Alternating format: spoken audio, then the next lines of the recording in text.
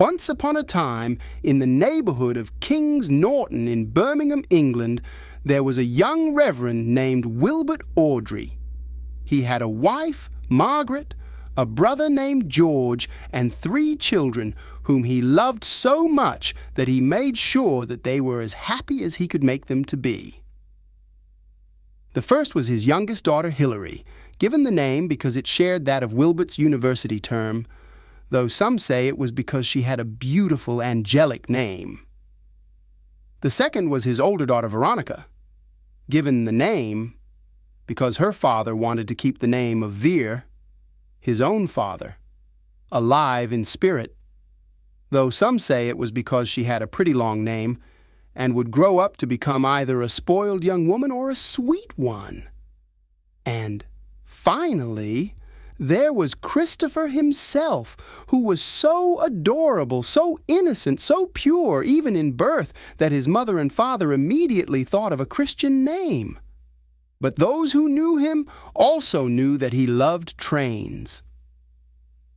Every morning to afternoon, when the trains from London and elsewhere came to the station, Wilbert and Christopher would stand near the station to watch the trains coming and going.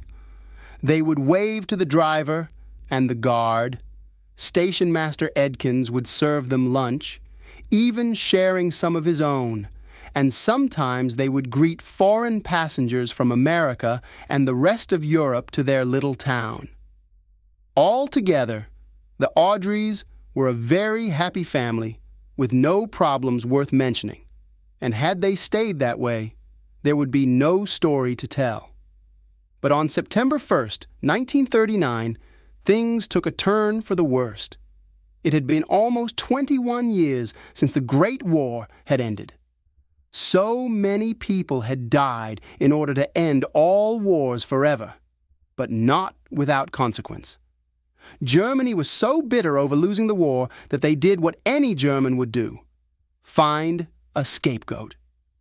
Within a few days, Kaiser Wilhelm had been stripped of his title, and anti-Semitism was reaching an all-time high.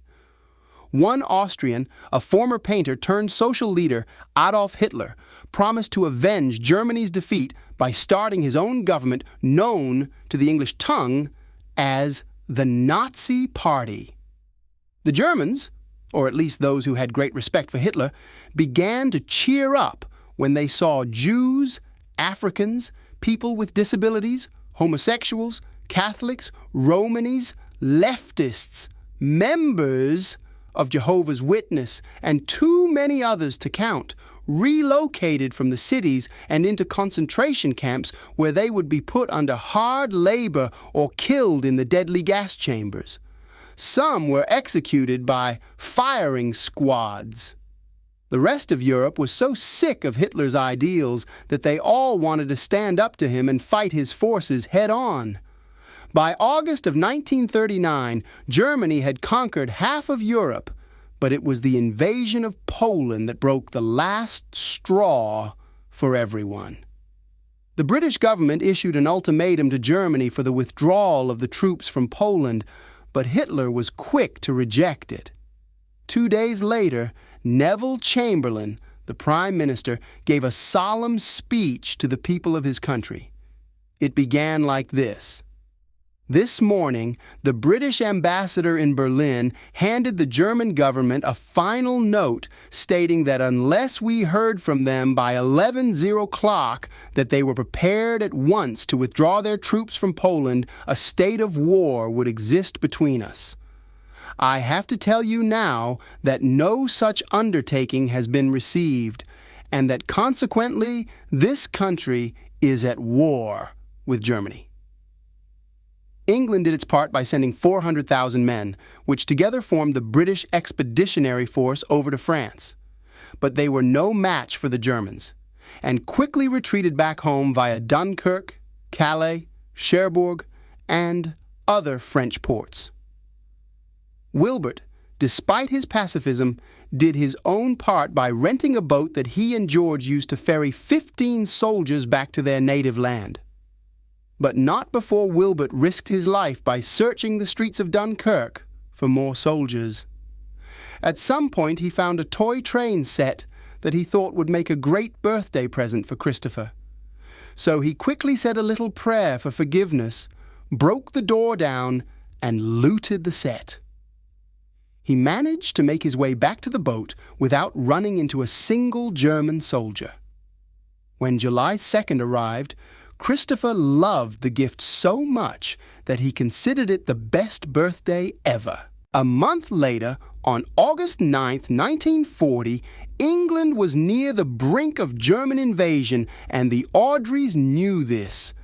In their little house on 65 West Hill Road, life was quiet and peaceful, but no one would ever suspect that a bomb would drop on them since they were outside the city.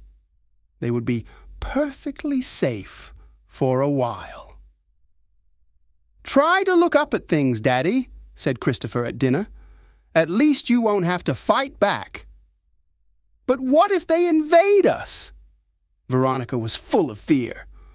"The other girls at school say they might bomb us like they did in Poland. How can we possibly be happy if they'll take us over?" Hillary felt like crying. She hugged her sister tight. "Not to worry, dears," said their mother. "The RAF will do its best to drive them back. Meanwhile," said Uncle George, "we may have to relocate if all else fails." "Relocate?" Christopher was stunned. "Where to?" "The country, naturally," said Uncle George. "All the children from the big cities are evacuated there. Some are even going to America or Canada." "I don't think we even should leave," protested Christopher. "I want to stay with Daddy." "So do I," said Wilbert gently. "But this is for our own safety. The Prime Minister, the King, and the Queen have all agreed to this plan." The rest of their dinner continued as normal, when suddenly there came the distant droning of an aeroplane's engines and the wail of a siren. The time was 7:42 in the evening. Then came the sound of explosions, which could be heard all the way from Erdington. "It's not the fire brigade, is it?" asked Hillary, feeling a little scared.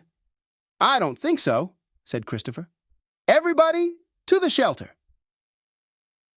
At the sound of Wilbert's announcement, everyone proceeded to the backyard where they had dug up an Anderson shelter just a few months before with shovels and a rake to neaten the mound. They all clambered in and waited in silence when the all-clear signal ringed out through the air. Wilbert and his family joined the rest of their neighbors at St. Nicholas's Church for answers. His friend, Canon Thomas Dunn, was quick to pacify those who were desperate for answers. Apparently, it was only one aircraft that dropped several bombs on Erdington, and 6 people were dead. "What could this mean?" asked a hysterical woman. "It means," announced Wilbert, "that the major cities of England are no longer safe. Starting tomorrow, if we hear word from the City Council, we have to evacuate as soon as possible." Christopher's heart sank. This was going to be the worst year ever.